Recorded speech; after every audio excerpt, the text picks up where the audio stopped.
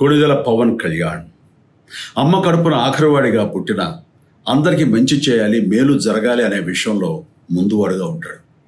తన గురించి కంటే జనం గురించి ఎక్కువగా ఆలోచించే మనస్తత్వం నా తమ్ముడు కళ్యాణ్ బాబుది.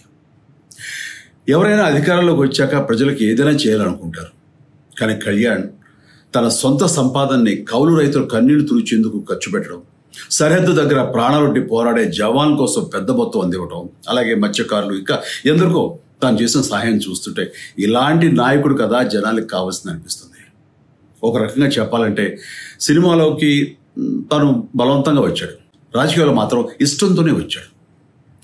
ఏ తల్లికైనా తన కొడుకు కష్టపడుతుంటే గుండె తరుక్కుపోతుంది. అలాగే ఏ అన్నకైనా తన తమ్ముడు అనవసరంగా మాటలు పడుతుంటే బాధ వేస్తుంది. అలా బాధపడుతున్న నా తల్లికి ఈ అన్నయ్యగా ఒక మాట చెప్పాను.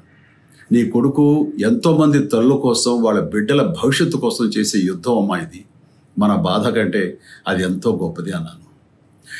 అన్యాయాన్ని ఎదిరించకుండా మౌనంగా ఉండే మంచివాళ్ల వల్లనే ప్రజాస్వామ్యం మరింత నష్టం అని నమ్మి జనం కోసం జన సైనికుడయ్యాడు. తాను బలంగా నమ్మిన సిద్ధాంతం కోసం తన జీవితం రాజకీయాల్లోకి అంకితం చేసిన శక్తిశాలి పవన్ కళ్యాణ్.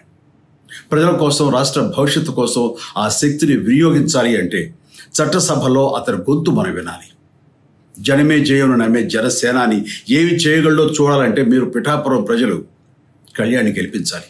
మీకు సేవకుడుగా, సైనికుడుగా అండగా నిలబడతాడు. మీకోసం ఏమైనా సరే కలబడతాడు, మీ కళ నిజం చేస్తాడు. పిఠాపురం వాస్తవ్యులకు మీ చిరంజీవి విన్నపం, గాజు గ్లాసు గుర్తుకి మీ ఓటు వేసి పవన్ కళ్యాణ్ని గెలిపించండి. జై హింద్.